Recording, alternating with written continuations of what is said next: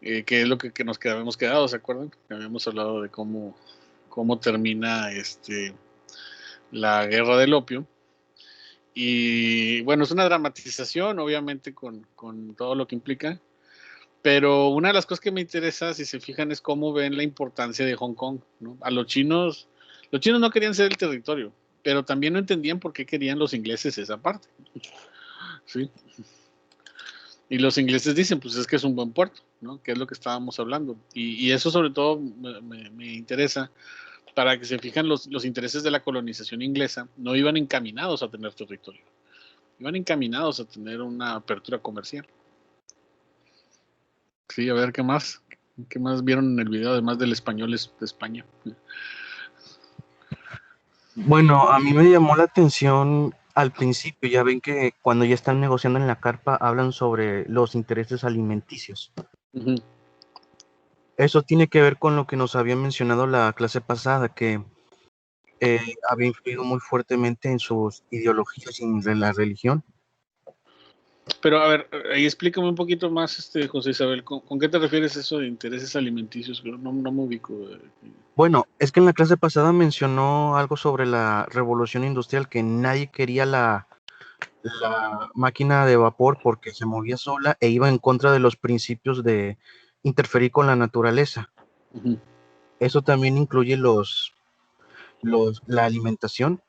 Pues yo creo, aunque yo creo que tiene que ver, sí, con eso y con el hecho de que la comida china también es mucho más variada y rica que la europea. Y bueno, pues si se fijan, esa es la interesante de este punto, de cómo precisamente los chinos se tenían tanta estima en su capacidad de ser una cultura superior, que ellos no veían como bárbaros, que es así como inicia el video, ¿no? Que eso también me interesaba, que vieran al emperador diciendo es que son unos bárbaros, porque pues, los chinos creían que eran el centro del ombligo del universo y entonces pues veían así como casi salvajes a los ingleses, pero pues ahí es donde vemos que son perspectivas culturales. Sí. ¿Quién levanta la mano por aquí? Es Alfonso.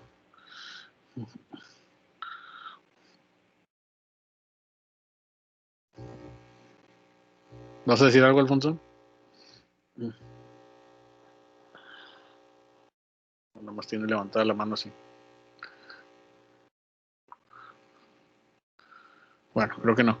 Entonces yo creo que es eso. Digo, el video me pareció interesante para introducir ya lo que estuvimos viendo en la clase anterior, pero bueno, vamos a empezar ya con lo de hoy.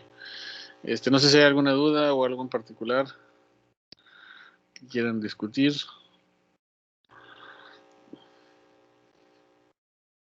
No, por mi parte no, maestro. Bueno, vamos a empezar. Vamos a ver la guerra de Taiping, la rebelión de Taiping. Para esto quiero que me ayude alguien a leer el pequeño relato que viene ahí de Taiping. Déjenme ver si puedo compartir pantalla si es que no la tienen. Déjenme ver si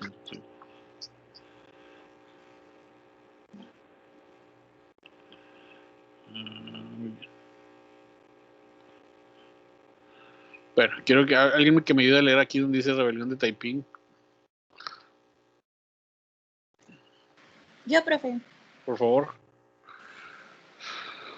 Al comenzar el siglo XIX, el descontento y la agitación social en China eran cada vez más patentes, tanto por la creciente corrupción en la administración Qing, como por el... ¿Cómo? Qing, también sí. Ok. Como por el deterioro de la ecuación entre recursos disponibles y población.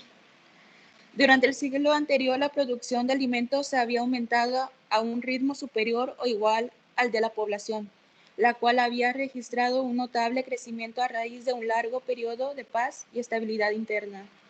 Se calcula que en el siglo XVII la población china se había duplicado, al pasar de alrededor de 150 a más de 300 millones de personas, y que en el periodo 1779 a 1850 se había incrementado en 56%, de manera que en el umbral de la Gran Rebelión de los Taiping, China contaba con unos 450 millones de habitantes.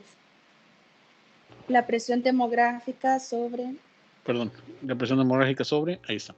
El abasto alimentario, el empleo, la educación y la capilaridad social. Terminó por desbordar la capacidad del sistema administrativo y económico.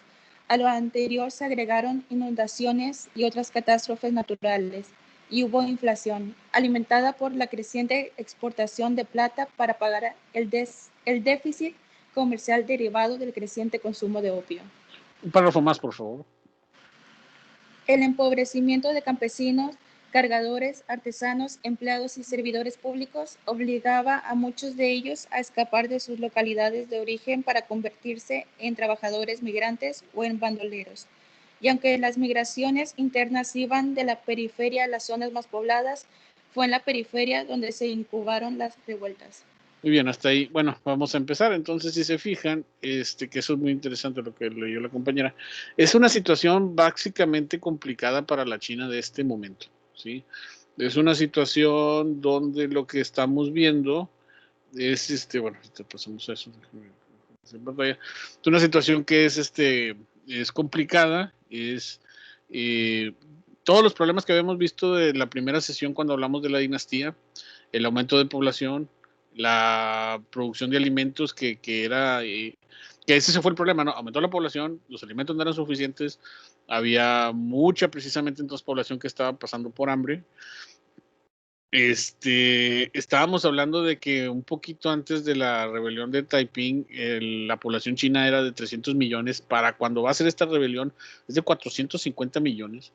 Entonces estamos hablando de una población, demasiada población que está haciendo una presión en abasto, empleo, educación, se desborda la capacidad del sistema administrativo, y a todo eso, todo eso, le agregamos la crisis de la guerra del opio. Sí, que precisamente está empobreciendo a China, porque como se menciona ahí, hay un gran problema de déficit de plata que se estaba yendo para comprar tanto opio, como lo mencionamos en la clase anterior, y le pusimos ahí cifras y demás. ¿Se acuerdan? Casi 60% de las exportaciones, de las importaciones chinas eran opio, y prácticamente estaban dando toda su plata con un déficit muy importante en el mismo. Así, entonces, si ponen todo eso más, resultado igual a rebeliones. O sea, era casi inevitable que las rebeliones fueran a darse en el contexto de esta situación. Yo creo que el problema es que, a diferencia de otras rebeliones que habíamos visto en China, esta va a ser una revolución, esta va a ser una rebelión que se va a nutrir de muchas cosas que están ocurriendo en ese momento. Primero, obviamente, el descontento. Segundo, la, digamos, decadencia propiamente que está en la administración Manchu. Y tercero, la apertura, porque esta es una China que, si se dan cuenta, después de las guerras del opio ya tiene muchos extranjeros, porque precisamente eso fue lo que lograron las guerras del opio, abrir los puertos que se habíamos visto en el mapa. Y no nada más estamos hablando de ingleses, estamos hablando de franceses, rusos, italianos, japoneses que empiezan a llegar precisamente a China, y que precisamente empiezan a ocupar muchos de los puertos, y que empiezan a traer, como todo comercio, no solamente tráfico de mercancías, sino también cultura. Sí, no sé si vamos bien con ese preámbulo de las cosas.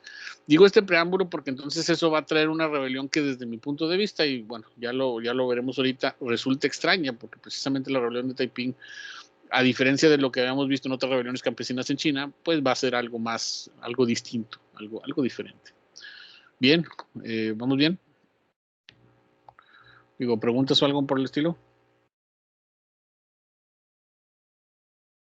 Muy bien. Entonces, ¿quién me ayuda? ¿Quién continúa leyendo, por favor? Yo, profe. Sí, gracias. Nos quedamos aquí en injusticia social. La injusticia social y la decadencia de la administración imperial y local se acentuaron a principios del siglo XIX y motivaron brotes constantes de rebeldía. La más significativa de estas rebeliones fue la de los Taiping Gran Paz, tanto por su magnitud y duración como porque su estallido y ulterior provocó varias millones de personas. En las zonas pobres del oeste y conflictos interétnicos, levantamientos entre ellos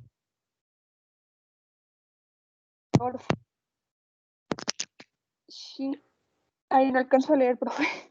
Hong Sichuan. Okay. Nacido en el condado Shan de Hua, a unos 30 kilómetros del capital de Guangdong, de ascendientes que Hasta ahí. Se está batallando un poquito para entender como que su micrófono está fallando. No sé si nada más yo lo percibo así, pero estoy batallando para entender. No sé si los demás también. a lo mejor teniendo problemas con el micrófono. No se apure, así estamos todos. Ahorita yo también estaba igual en la anterior clase. Ok, hasta ahí está bien, se acabó de ahí voy a explicar. Bueno, si se fijan, aquí hay varias cosas que hay que tomar en cuenta. Primero, esta es una rebelión que se va a conocer como la rebelión de la Gran Paz, ¿sí? Si se fijan, como menciona ahí, va a ser muy interesante e importante porque esta va a dejar decenas de millones de personas muertas. O sea, como todo lo que pasa en China, y como siempre hablamos, cuando pasa algo en China, ya saben, todo es grande, todo es terriblemente peligroso y todo es terriblemente terrible. Y en ese sentido, entonces, esto va a provocar, como se menciona aquí, movimientos sectarios, conflictos interétnicos. Va a ser una rebelión muy interesante y todo va a ser promovido por nuestro protagonista del día de hoy, que es este señor Hong Sichuan. No sé si lo ven ahí en la imagen. Este es un personaje muy interesante, yo les decía en la clase anterior, porque definitivamente esta es una rebelión que va a ser... vuelvo a repetir, ya lo he repetido hasta el cansancio, pero es importante decirlo, distinta. ¿Por qué distinta? Porque las anteriores rebeliones por lo general habían sido grupos pues, de China que se habían enfrentado a grupos que estaban en el poder. Entonces, por ejemplo, siempre habíamos visto, no sé si se acuerdan, rebeliones contra confucianos, rebeliones budistas o rebeliones guiadas precisamente por los grupos de poder. Esta es una rebelión que de hecho muchos van a llamar una guerra civil porque no tiene un dirigente desde las clases más altas. Es una rebelión como que se da desde abajo. De hecho, otra lectura que tengo por acá, que es el libro del Imperio Chino de Herbert Frank, de editorial siglo XXI. Fíjense cómo empieza y lo voy a leer. Dice, Karl Marx escribió el 14 de junio de 1853 en el New York Daily Tribune que los ingleses con el retumbar de sus cañones en la guerra del opio habían dado a la vez la señal del estallido de la revolución de los Taiping. Esta apreciación solo es correcta en el sentido de que el golpe, en el fondo débil, de que Gran Bretaña había podido dar al imperio chino, había bastado para descubrir la fragilidad interna de este y hacerla consciente, en cierta medida para el pueblo chino. Fue la debilidad tan bruscamente desvelada de la monarquía manchú aparentemente tan poderosa la que infundió ánimo a las diversas fuerzas opositoras. Ante todo, comenzó a relajarse la alianza existente entre la clase superior manchú y la China. Algunos componentes de la burocracia china que desde hacía ya tiempo venían buscando poner el veto al absolutismo, ampliaron ahora aún más los poderes de los órganos locales. A la desintegración que se iniciaba así dentro de la burocracia se agregó la que tenía un lugar a nivel nacional.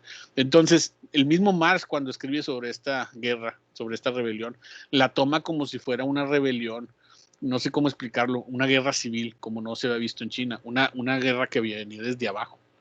¿Sí? Y eso creo que va a ser algo interesante precisamente para esta apreciación que se tiene precisamente sobre la rebelión de Taiping. Se veía como una primera guerra civil, una primera revolución popular, no sé si se encanta apreciar, y entonces los intereses son distintos y la forma en que se va a manejar es distinta. José Isabel, ¿quieres decir algo?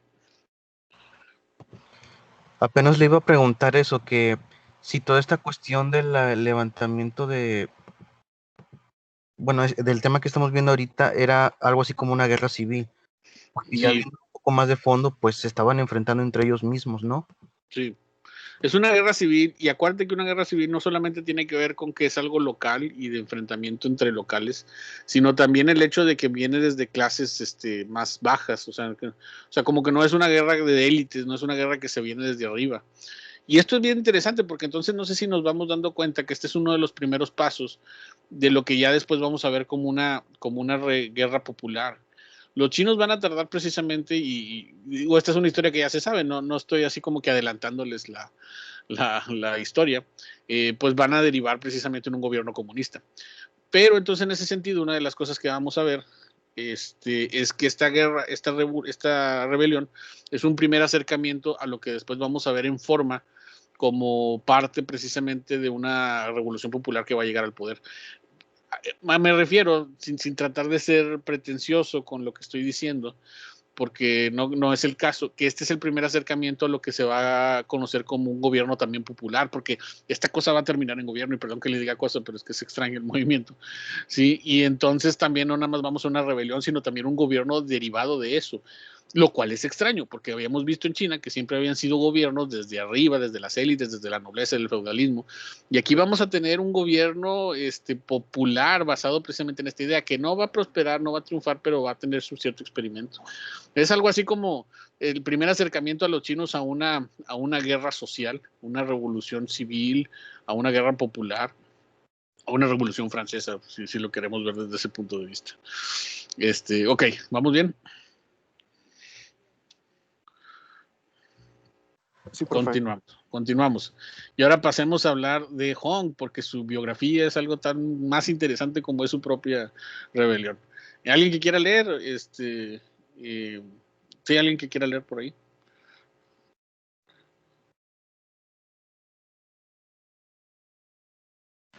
Yo por 2. Muy bien. Hong era un joven estudioso y ambicioso que no logró aprobar los exámenes del servicio civil a nivel de prefectura. Su fracaso lo dejó en estado de postración psicopática. Sí. Psicopática. Sí, y en psicopática. sus delirios se vio ascender al cielo, donde le daban nuevos órganos internos y renacía purificado.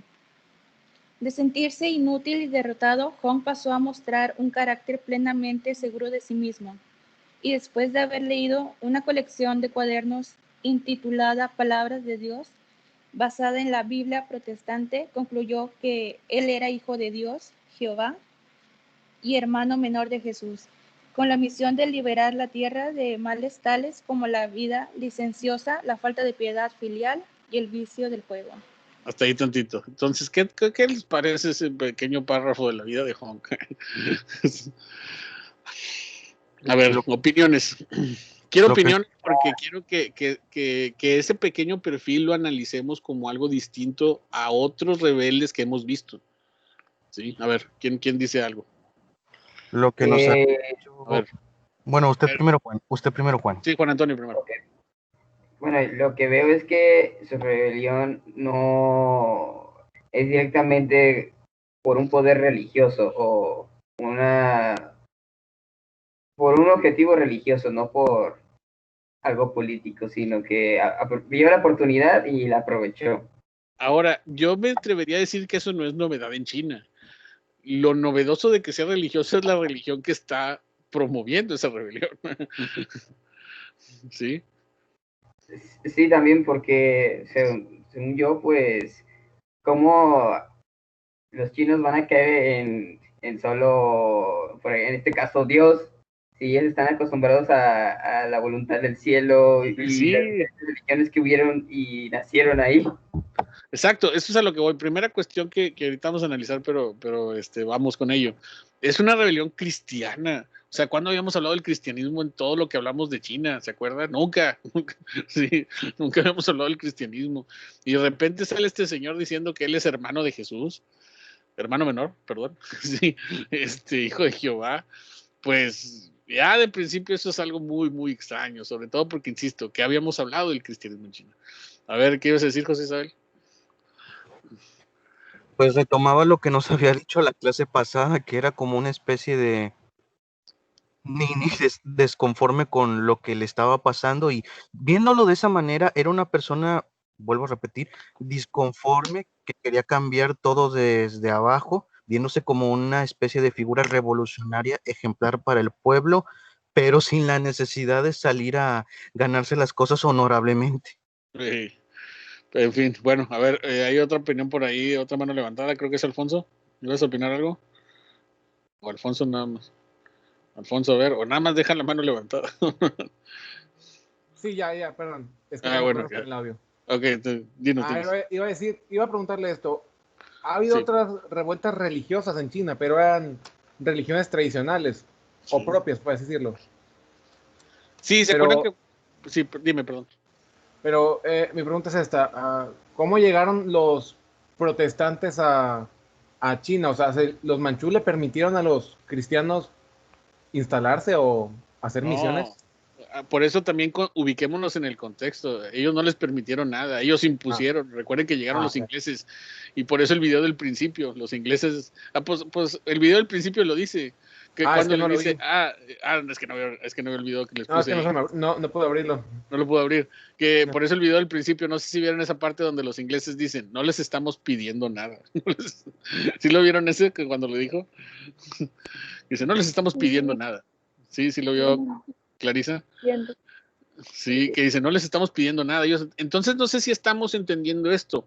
Creo que a ver, ¿en qué año es la rebelión de Taiping? Déjenme checo por ahí. Es en 1844. Sí, 10 años después, aprox, unos 10 años después de la Guerras del Opio. Entonces no sé si estamos hablando de que ya los cristianos están ahí y protestantes, sobre todo porque son ingleses, pero también franceses. De seguro hay holandeses, de seguro también hay norteamericanos, ¿no? O sea, ya son 5, 10 años de que los extranjeros han estado presentes en China. Sí, por eso también era importante que entendiéramos la clase anterior, el video que les puse al principio, para que se entendiera que no llovió ahí el cristianismo. O sea, llegó precisamente producto de la ocupación que se dio después de las guerras del opio. ¿Sí? Y esto obviamente va a alterar la cultura china, que por mucho tiempo estaba aislada del cristianismo y que ahora va a llegar en forma de... Pero si se fijan, el párrafo dice, ni siquiera era la Biblia, eran cuadernos que hablaban de la Biblia. Y este tipo en su delirio lo leyó y dijo, bueno, yo soy hermano de Jesús. Sí, y pues ya lo demás ahorita lo hablamos. A ver, ¿algo más? Yo creo que le quité la palabra a Clarisa. ¿Ibas a decir algo? No, maestro, nada más iba a decir lo que había, o sea, lo que mencionaba del video, que no les estaban pidiendo, les estaban exigiendo. Se estaban exigiendo. Y entonces en ese sentido ya tenemos presencia extranjera, donde les guste o no a los chinos, ahí están, y con ellos están todas sus prácticas. Y a lo mejor es difícil apreciarlo, pero yo que he leído un poquito más, sí me he dado cuenta que ya muchos extranjeros obviamente ya querían imponer sus iglesias, porque si tú llegas y vas a vivir en China por tantos años, porque pues ya saben que viajar allá en esos momentos no era fácil, obviamente entonces también llevaron sus prácticas religiosas y literatura y todo lo que eso implica. A ver, Aarón, ¿ibas a decir algo?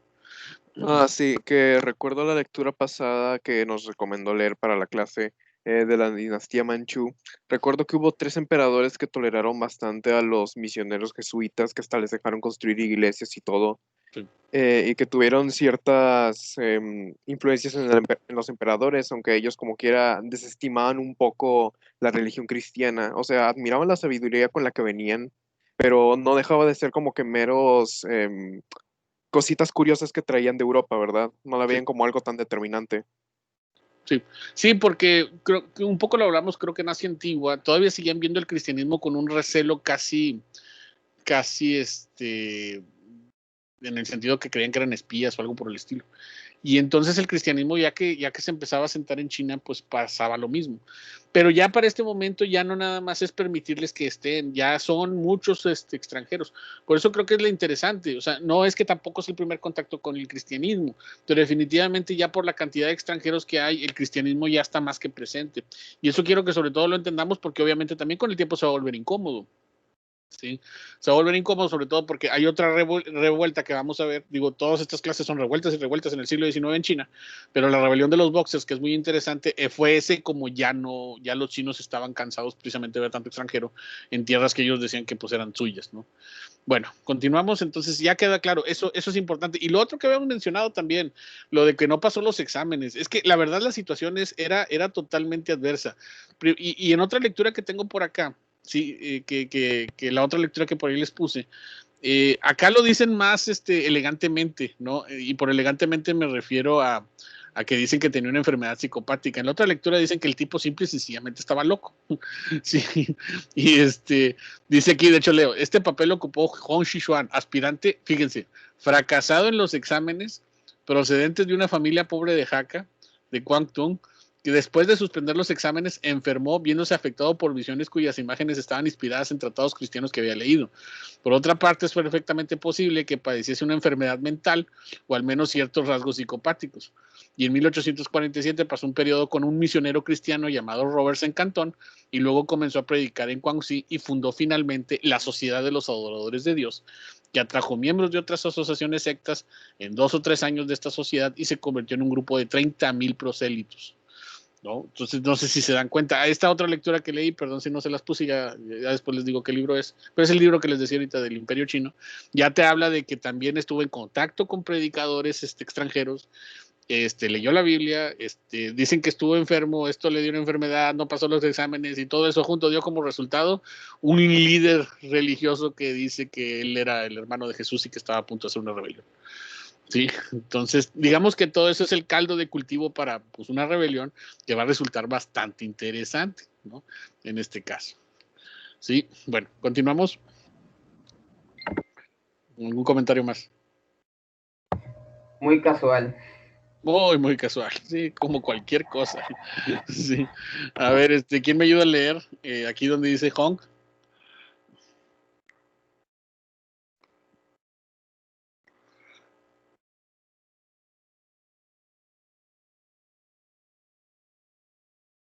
A ver.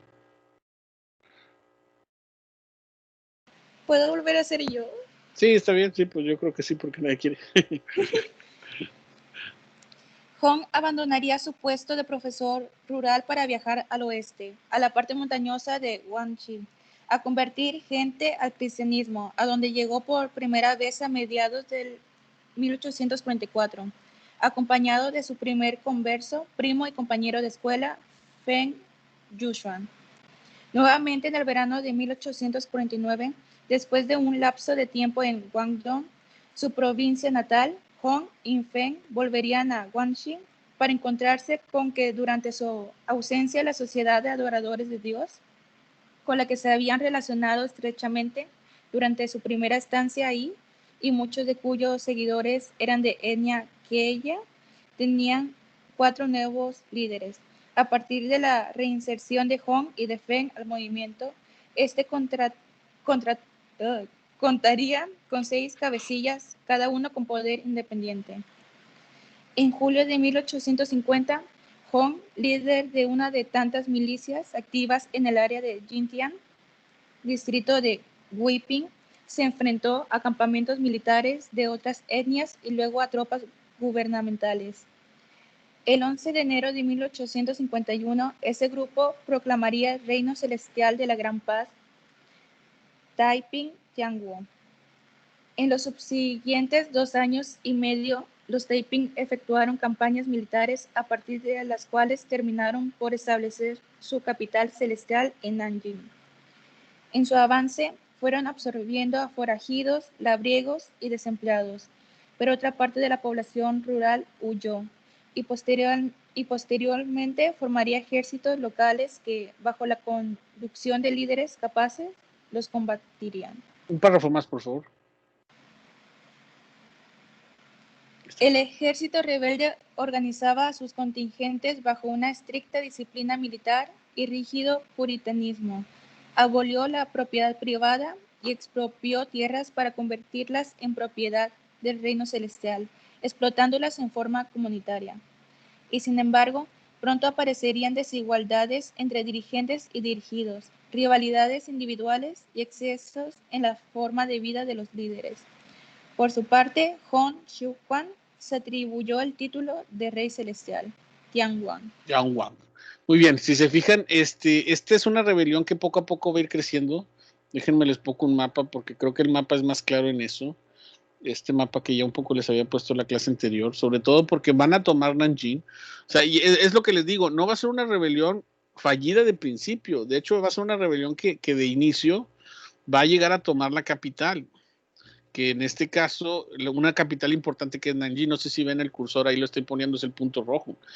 Y ahí los rebeldes, estamos hablando que es una ciudad muy importante, entonces no simple y sencillamente va a ser una rebelión que va a terminar en fracaso. Van a tener por un tiempo considerable un gobierno al interior de China, lo cual nos habla, y obviamente, de un problema sustancial. Los manchú no fueron capaces de terminar la rebelión, por lo menos de principio, y entonces vamos a tener un gobierno en medio de China, o sea, vamos a tener otro gobierno chino a la par de la dinastía, como no habíamos visto desde hace un tiempo. Y lo más raro, un gobierno con estas características que estamos hablando, un gobierno semicristiano raro, extraño. De hecho, otra lectura que tengo por acá, esta que les estaba leyendo hace rato. Me llama la atención cómo describe al movimiento. Y lo voy a leer, estoy aquí, el estado de Taiping, creo que ahora sí está compartida la pantalla. Y lo voy a leer, dice, el estado de Taiping era de carácter teocrático, fíjense cómo lo describe, pongan atención, era de ideales cristianos, taoístas y budistas, de igualdad impusieron su sello a la ideología adoptada por él, la función de ideologías políticas y militares y sociales en una concepción unitaria, era plenamente china, eran 25 familias que componían cada una las unidades inferiores que se agrupaban en otras mayores, a su vez 13.156 familias formaban un ejército, la propiedad privada quedaba abolida y solo había cajas y graneros comunes. La tierra fue distribuida para su cultivo y su usufructo, pero no otorgada en propiedad. En los casos en que se mantuvieron los impuestos, estos fueron muy bajos. Hombres y mujeres se encontraban colocados en pie de igualdad con respecto a todos los asuntos importantes.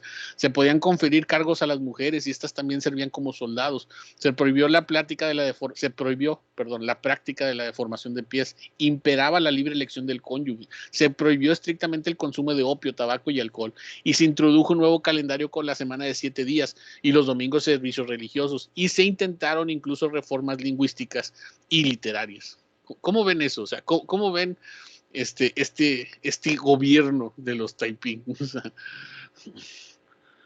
pues no suena tan mal. A ver. Pero si se fijan... Sí, dime, José. Una especie de collage extraño queriendo sacar un poco de todo de las ideologías. Sí. A ver, ¿qué más? A ver, ¿qué otra cosa? En teoría suena bien, pero en la práctica, quién sabe. Ese es un buen punto el de Alfonso. Prohibir tantas cosas por parte de un gobierno o de una persona, eso no lo convierte al principio bueno, pero ya en la práctica te convierte en un tirano. Sí, y dejen ustedes eso, vean bien lo que están haciendo, es un plan casi, sí, a lo mejor tiene ideas de varias cosas, pero si se fijan, es bastante contradictorio con la tradición milenaria de China, ¿no? Es muy cristiano, pues se fijan, 7 días, el domingo vamos a misa, no sé si cuando vieron el plan dicen, pues es así casi como vivimos aquí, sí, en el sentido práctico de lo que es el cristianismo, ¿no? O la cultura cristiana, no digo que vivan de esa manera, pero en el sentido de que sí, pues sí, es cierto, las drogas son mal, el alcohol no es bueno, vamos a misa los domingos, pues ustedes dicen, no me suena tan mal porque le suena como que conocido, pero hay un problema, es China, ¿sí? Y en China esas cosas no se hacen. Como por ejemplo darle a la mujer un papel en el gobierno o convertirla en soldado. Vieron ahí que en lo que les leí que decía que también se prohibió la práctica de formación de pies. O sea, no sé si se entiende. Esas cosas de principio sonaban bien para el gobierno de, ¿cómo es el nombre completo? El Reino Celestial de la Gran Paz. El problema es que de principio, aunque sonaba como un plan bastante interesante, precisamente porque lo que buscaban era tratar de contradecir al gobierno que los había llevado hasta ese punto de decadencia, al final, como creo que ustedes están suponiendo, nos resultó, porque los chinos obviamente no se pudieron adecuar a algo tan radical, ¿sí? En la forma precisamente en que se dio. ¿Vamos con eso? ¿Sí se entiende o díganme si no se entiende, porque es un punto. Mándete. Sí, es como que darle un giro de 180 grados a todo lo que los ciudadanos chinos estaban acostumbrados a hacer. Uh-huh. Y de pronto decir que lo que hacías antes, lo que se llevaba mucho de tradición, ahora resulta que está mal y no lo puedes hacer. Exacto. Y entonces, bueno, pues eso es lo que va al final a ocurrir. Pero déjenme paso. De hecho, no, esta lectura no, voy a pasar a la otra porque creo que la otra lo explica mejor. ¿Qué fue lo que falló? ¿Qué fue lo que falló? Porque va a fallar. Digo, de principio funcionó, les digo, como menciona la lectura que les dejé, voy a leer el párrafo, dice, el 19 de marzo de 1853, los rebeldes tomaron Nanjing y la renombraron la capital celestial, Tianjin, donde permaneció el núcleo de gobierno taipín hasta su destrucción final, que fue hasta 1864, donde Hong Xiuquan había muerto de enfermedad poco antes de la caída de la ciudad. Sí, porque eso fue lo que pasó. Obviamente, fíjense lo que duró el gobierno, que no fueron pocos años, del 53 hasta el 64. ¿Sí? ¿Qué les gusta? ¿11 años? 11 años de un gobierno en medio de China. O sea, ¿qué hicieron el resto del tiempo los manchú? Pues trataron precisamente de dominarla, pero les costó tiempo. Y les costó por ahorita razones que vamos a hablar.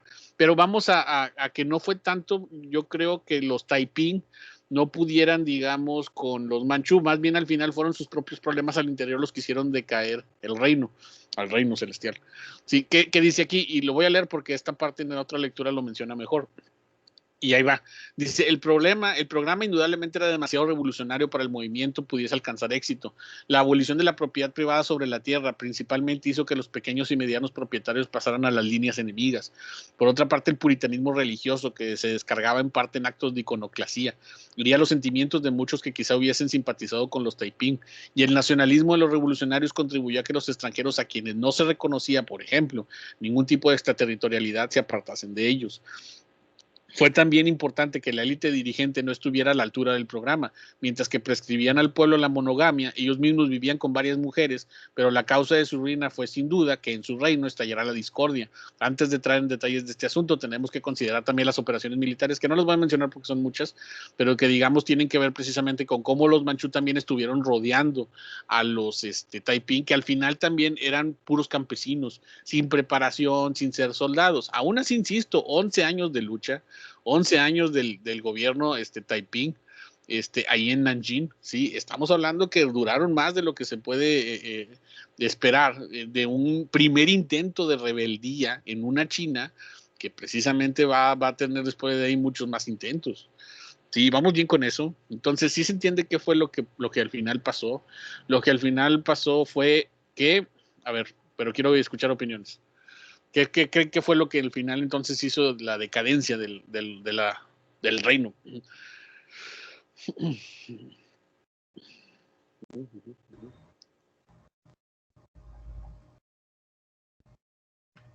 Yo creo que no funcionó, simplemente. Sí, no funcionó. ¿Pero por qué no funcionó? O sea, Descontento social. Descontento social. Pues es que hablamos de ciudadanos que sí están más cerrados al mundo, en donde lo nuevo les parece muy incorrecto. Luego de pronto viene un tipo que es cristiano y sí le llega a imponer, pero la gente no se va a terminar acostumbrando a ese método de vida o modo de pensar. Exacto, y lo decía la lectura que le leí ahorita. Dice, el problema es que el programa era demasiado revolucionario. Y la gente cuando empezó a ver que vivir en ese puritanismo que se exigía de no drogas y compartir todos el trabajo y la tierra, porque fíjense, era prácticamente un comunismo primitivo, ¿no? Compartir territorio, compartir trabajo. Pues obviamente a muchos chinos no les gustó, sobre todo porque ellos estaban muy arraigados a la idea de poseer tierras. Y lo otro que se menciona ahí es que también había ¿cómo se dice? Una contradicción, porque quienes promovían esto, que eran los líderes, pues no lo seguían. Dicen, no, pues ellos promovían el puritanismo, pero tenían muchas mujeres y ellos tomaban drogas y alcohol y pues mira, pues así que padre, ¿no? Pues decirles a los demás que lo sigan, ¿no? No sé si se entiende. Era la palabra de Dios. Sí, ya ven cómo son esa gente que son religiosos y dicen que vivas de una forma y ellos viven de otra. Esas cosas que pasan en China. Pero en fin, sí, volvamos precisamente al punto de esto. Agregado a esto está precisamente, como dice ahí, la discordia al interior de la rebelión trajo la fortaleza también al exterior. Hay algo que no sé si viene aquí, pero no lo voy a buscar porque luego me va a tardar. Dice que también los manchú van a recibir mucha ayuda del extranjero. En este caso de los ingleses. ¿Por qué se imaginan que los ingleses ayudaron a los manchú a terminar con la rebelión? Porque si hay una rebelión, obviamente se van a gastar sus recursos en su rebelión y pues de gastarlos en ellos mismos, mejor que me los den a mí, ¿no?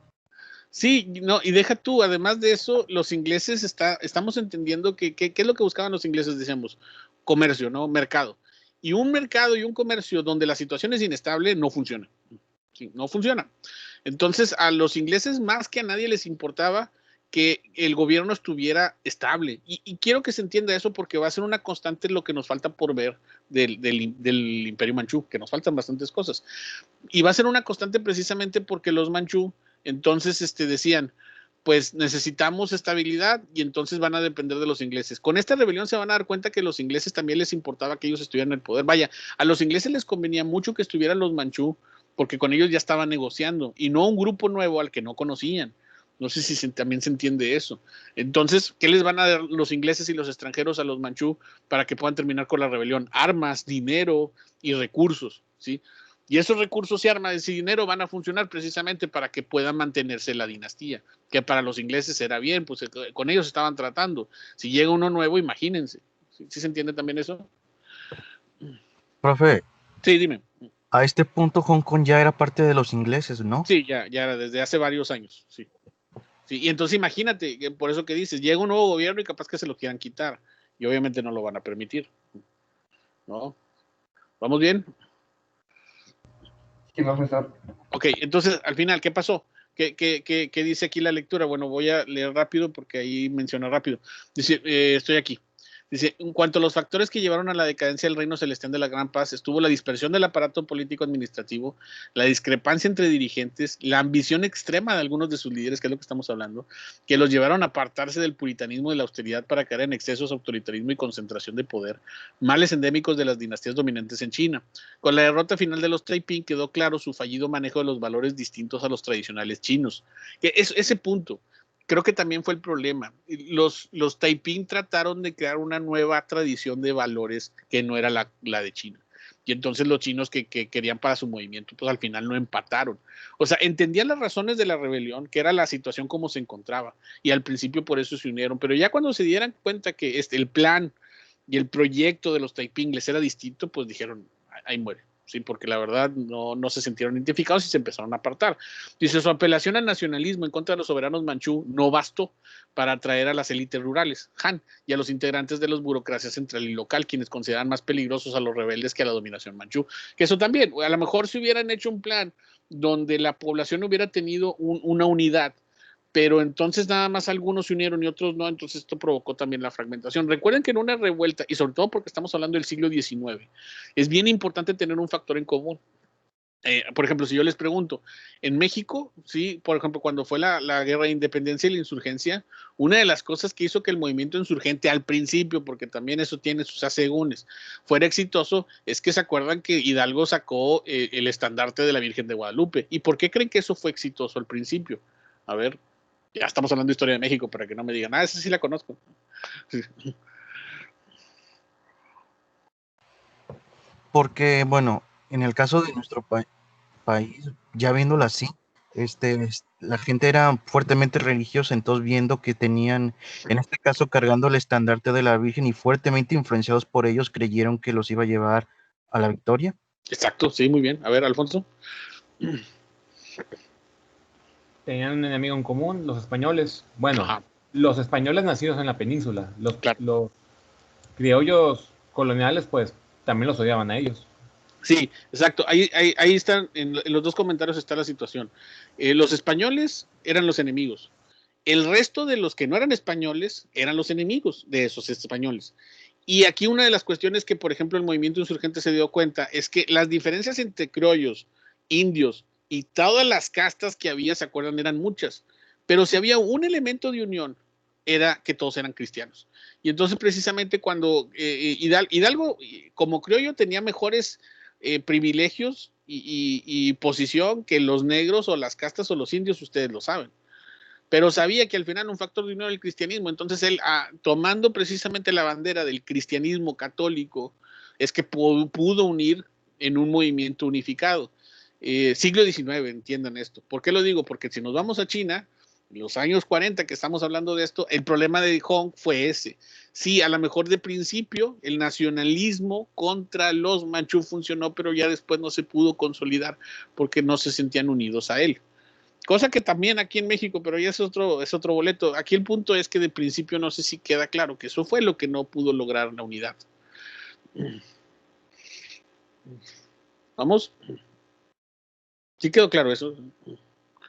Sí, profesor. A ver los demás qué dicen.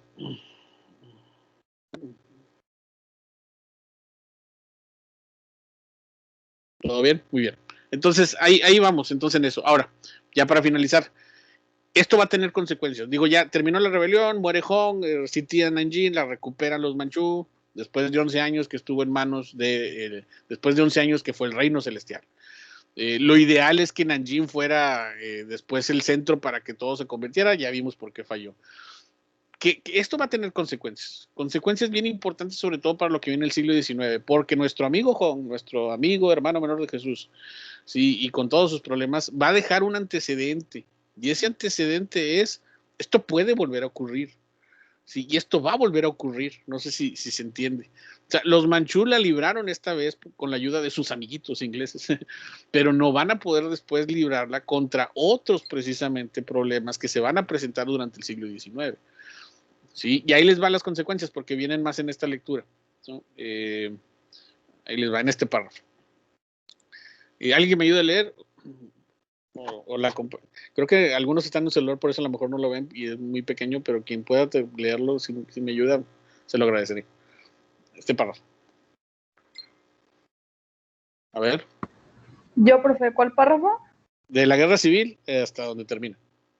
Ah, ok. La guerra civil tuvo consecuencias notables. Sus víctimas sumaban millones. Fueron incontables los destrozos, especialmente en las provincias de Guangdong, Jiangsu y Anhui.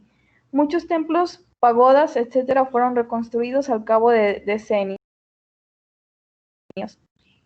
La economía sufrió graves daños. Al mismo tiempo, el levantamiento de los Taiping contribuyó a desatar las rebeliones de los Miao y de los maometanos.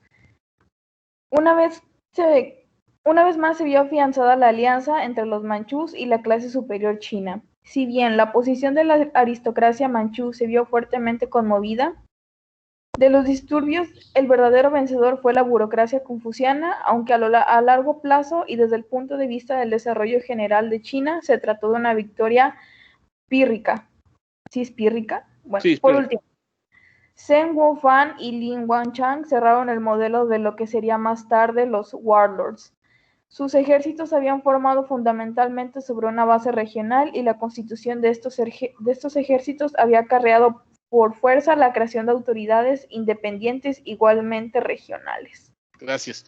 Eso es bien interesante. Primero, las consecuencias fueron millones de muertes, porque esta fue una rebelión que obviamente no podía terminar de otra manera, sobre todo si los manchú querían recuperar la capital y querían recuperar lo que habían logrado. Hubo grandes daños, ¿sí? Pero lo más importante, como dice aquí, y eso es lo que yo me interesa precisamente de que se entienda de esta rebelión. Esta rebelión fue el inicio de otras rebeliones. Hay tantas rebeliones que podríamos nada más dedicarnos a eso en el curso, pero no tiene caso. Pero por eso es importante ver esta, porque esta creó otras. Los musulmanes que habitaban en la región oeste, los miao, que no me acuerdo de cuál parte eran.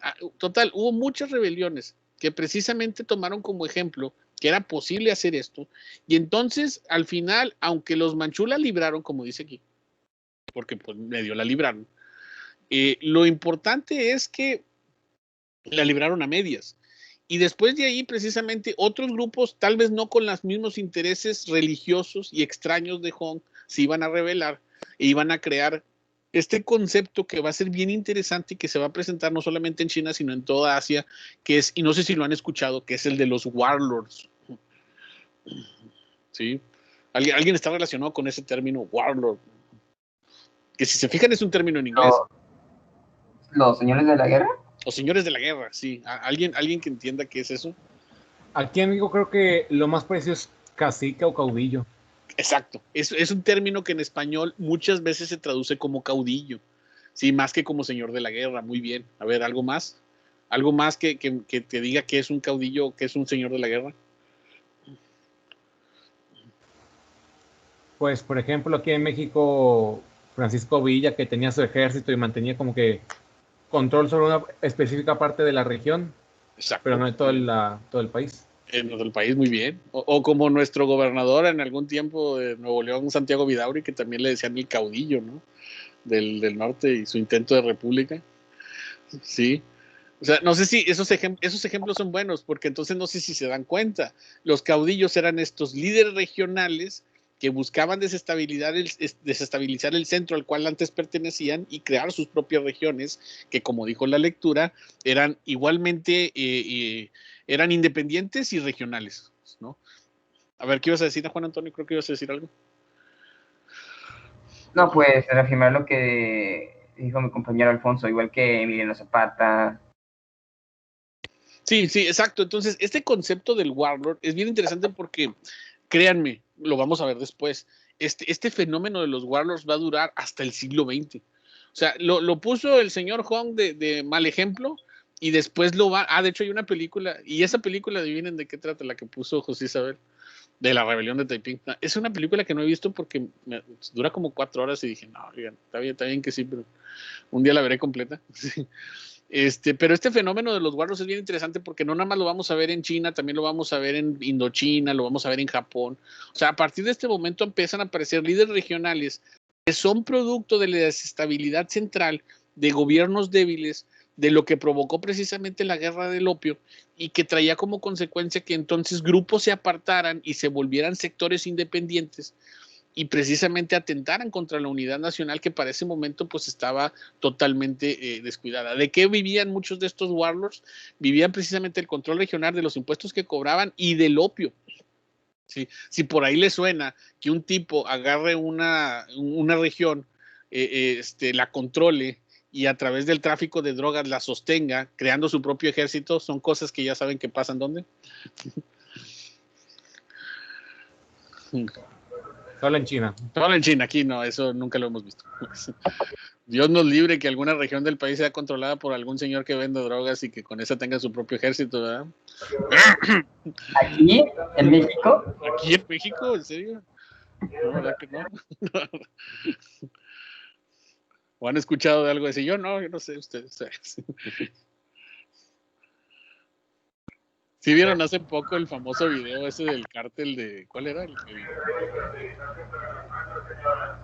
Este cártel que tenía... El del señor Mencho.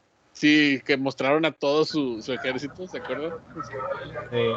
Sí. Que somos del señor Mencho, ¿se acuerdan? Curiosamente el gobierno no dijo nada. ¿Qué? Curiosamente el gobierno no dijo nada. Todo ¿Qué dijo el tranquilo, gobierno? No, eso pasaba en China, ¿no? En México no hay droga, aquí todo está bien, todo No, felicidad. hombre, aquí todo está bien, sí, no, hombre, ¿qué les pasa? Ustedes están inventando cosas. Ellos tienen otros datos. Ellos tienen otros datos, sí. Entonces, no sé, ¿cómo ven? Este va a ser el problema. La situación es que los warlords se van a perpetuar, van a crear grupos distintos. De hecho, quería mostrarles un mapa, creo que por aquí tengo un mapa en esta misma presentación, donde se ve todavía los señores de la guerra en algunos territorios. Sí, aquí lo tengo, déjenme se los pongo. De hecho, también tenía una fotografía parecida a la que puso José, la tenía también en la presentación.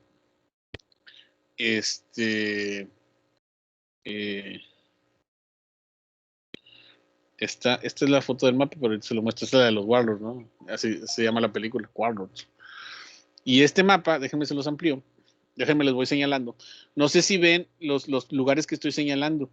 Y algunos dicen, controlado por el Warlord fulano de tal, hasta 1945. Fíjense, esta región de Yunnan va a estar controlada por un señor de la guerra. Y muchos de estos territorios, este dice, controlado por varios Warlords desde el 33 hasta el 44. ¿Sí? ¿Qué va a pasar en los 40 para que se acaben los warlords? Ya hablaremos de eso, no me quiero adelantar, pero sí es un problema que va a ser un gran problema para China, porque fíjense, problema 1, los extranjeros que estaban en todas las costas, como estoy señalando. Problema 2, los warlords que van a aparecer a partir de Taiping, ¿sí? Y problema 3, pues van a ser después las ocupaciones que se van a dar por parte de los japoneses, que no sé si ven esa mancha morada que se ve en el norte, ¿sí? Son los japoneses que empiezan a avanzar. Entonces, el siglo XIX va a ser un gran problema para los chinos, porque los manchú no solamente van a empezar a perder el poder, sino lo van a empezar a fragmentar, peor que con la fragmentación que habíamos visto en su tiempo, porque ahora van a ser extranjeros por un lado, los warlords por otro, los comunistas por otro, los nacionalistas por otro, los japoneses queriendo aprovechar todo, porque pues son los japoneses y hablaremos de ellos también en algún momento. Sí, y el problema de los warlords definitivamente va a ser un problema muy sustancial, porque era la evidencia de la decadencia del poder, que no nada más van a tener los manchús, sino van a heredar en el siglo XX. Yo me atrevería a decir que todavía incluso actualmente, a lo mejor no en la China actual, porque es una China que precisamente ha abocado mucho poder, pero en algunas regiones todavía de Asia hay warlords pequeños que ahí están en algunas regiones. Por ejemplo, en nuestra amada y querida Laos. ¿Se acuerdan de Laos? Ahí todavía hay muchos señores de la guerra. O sea, muchos cárteles que viven de la droga. En las regiones de Laos, Vietnam, poquito de Camboya, hay un chorro de narcotráfico. Ajá, Muy que son- diferente al de aquí, sí. porque allá casi he visto documentales o pocos documentales que allá es muy diferente cómo se maneja aquí las drogas. Sí, sí, pero muy similar a lo que estamos diciendo en relación a que son señores armados militarmente que controlan las regiones, que ellos tienen el poder, que son distintos a los gobiernos centrales. Sí, muy distinto aquí, tiene razón. Y hago la comparación de aquí para que vean que también el problema de aquí se puede hacer más grande de lo que es. Pero no nos asustemos todavía porque estamos asustándonos de lo que pasa en Asia. Y en ese sentido, entonces eso es lo que va a ocurrir, ¿no? De hecho, hay una lección bastante importante que después nos van a dar los chinos para acabar con ese problema que aquí a lo mejor deberíamos copiar, pero que no hemos hecho, pero ya llegaremos a ese punto. Bueno, entonces, esa fue la rebelión de Taiping. Esas son las consecuencias de la rebelión de Taiping. No sé cómo ven, no sé si quieren agregar algo, si faltó algo.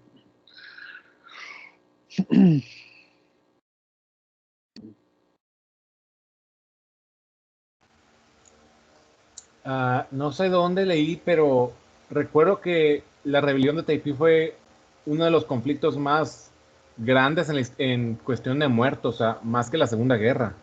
Sí. De hecho, me faltó poner una imagen de la rebelión, que no hablamos mucho de las, digamos, de la cuestión militar. Yo también no he encontrado cifras exactas, pero sí, ahorita lo mencionaba, lo mencionaba la conclusión, se dice que fueron millones de muertos. O sea, sí fue una guerra que dejó muchísima gente, sobre todo porque, insisto, fue el primer experimento de una guerra civil de los chinos, y ya saben, lo que pasa en China, pues pasa en cantidades monstruosas. Y estamos hablando que para ese momento era una población de 450 millones. 450 millones en las condiciones en las que estamos, en una rebelión como la que estamos hablando, sí, yo creo que si hacemos la comparación, las guerras que pasaron en el siglo XIX en China van a ser de las que más cantidad de muertos van a traer, por lo menos hasta donde tenemos datos conocidos. Y eso es precisamente los datos que conocemos, imagínense los que no conocemos. Otra pregunta. Dime. ¿Chiang Kai-shek todavía no es de esta época o me estoy adelantando? Te estás adelantando, todavía faltan unos poquitos años para que empiece, bueno, no poquitos, medio siglo para que aparezca, pero sí hacer un personaje, y a lo mejor lo confundes por esto, porque Chiang Kai-shek precisamente va a ser uno de los enemigos de los warlords. Sí, él va a llegar al poder precisamente con la consigna de que había que terminar con los caudillos y los señores de la guerra. Sí, y para eso se va a tener que aliar con un otro personaje también muy conocido en la historia china, que de hecho hoy cumple años de fallecido. No sé si ya lo vieron. Por ahí lo acabo de ver, de hecho, en alguna nota de redes. Y que es Mao, ¿sí? Zedong, ¿no? Ambos precisamente se van a unir en contra de la lucha contra los señores de la guerra. Y va a funcionar, pero bueno, también, insisto, ya hablaremos de eso porque es otra historia también muy, muy interesante. Pero sí, Chiang Kai-shek es un personaje que a lo mejor por eso lo estás ubicando ya en este momento, porque va a ser el líder nacionalista, que su principal propósito cuando llega al poder de inicio era ese, terminar con los señores de la guerra que fragmentaban mucho el poder, pero luego se va a tener que enfrentar a otras tantas cosas, y además él tampoco va a ser una perita en dulce, y pues se va a distinguir por ser un gobierno corrupto y con muchos problemas. A ver, aquí, esta es la imagen que les quería mostrar, donde se nota, es que fíjense que yo no consigo muchas imágenes de la rebelión de Taiping, entonces esta es una que conseguí en un libro y escaneé, porque no quiero ponerles imágenes equivocadas, pero sí se menciona precisamente cómo sitiaron Nanjing y otros pueblos, y los manchú, por ejemplo, traían caballería, y los Taiping eran campesinos, ¿no? Entonces alcanza a ver por ahí las filas de enemigos, es como que trincheras llenas de muertos, ¿no? Era un espectáculo terrible el que se menciona. Y en esa película, a lo mejor de los Warlords de Jet Li, a lo mejor ven un poquito más ahí si quieren darse una idea de cómo fueron, pero sí se menciona que fue algo tremendo. Bueno, algo más que falta agregar. ¿Sí se entendió lo que vimos hoy? ¿Sí quedó claro?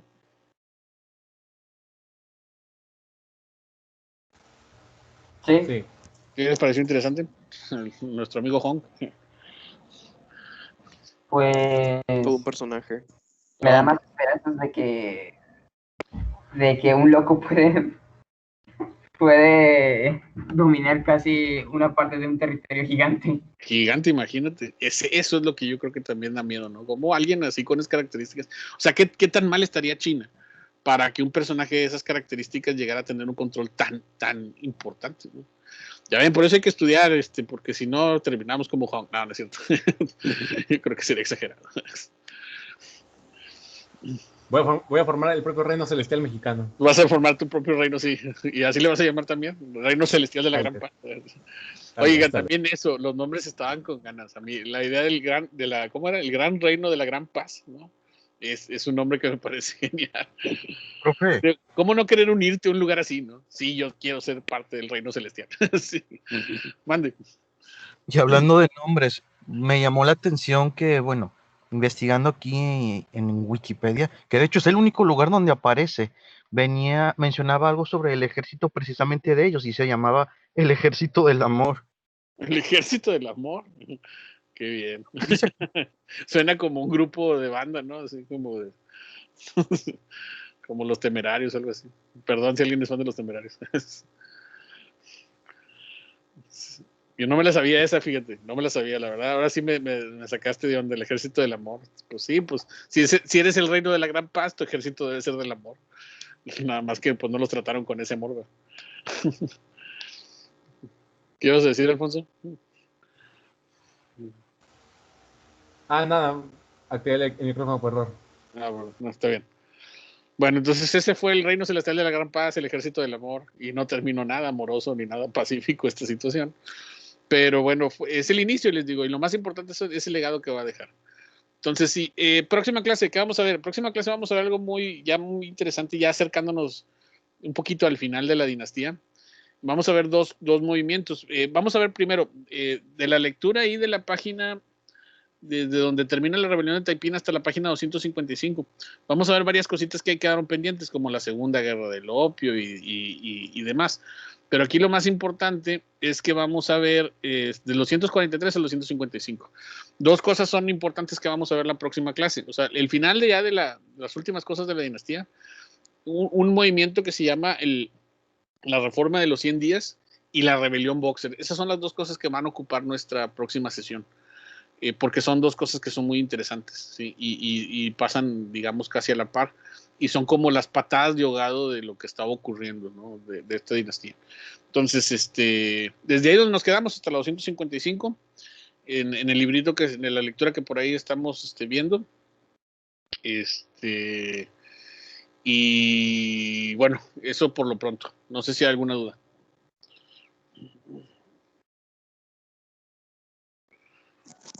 No, profe, todo bien. Que es la rebelión de los Boxers, es una cosa también bien interesante. Y esa también tenía un nombre bien padre. Era, ¿cómo se llamaba? Era la rebelión de los justicieros era la rebelión de los puños justicieros y armoniosos. Es una película de Bruce Lee. Suena película de Bruce Lee, y eso es también muy ligado a Bruce Lee, porque la rebelión de los Boxers va a ser el primer acercamiento que tienen los occidentales a las artes marciales chinas. Así que no se pierdan la próxima clase porque va a estar llena de patadas. Bueno, en el sentido literal, no en el sentido literal. Cosas de China. Cosas que pasan en China, ya saben. Ok, ¿algo más? Por mi parte no, maestro. Muy bien. No, profe. Pues ya le dejamos ahí. Espero que todo haya quedado claro. Si hay dudas, pues ya me dicen. Y hagamos la lectura y ya la comentamos ahí la próxima clase. Ok, profe. Hasta la próxima clase. Hasta la próxima. Nos vemos. Gracias, profe. Gracias a ustedes. Bye. Bye, profe. Bye, gracias por asistir.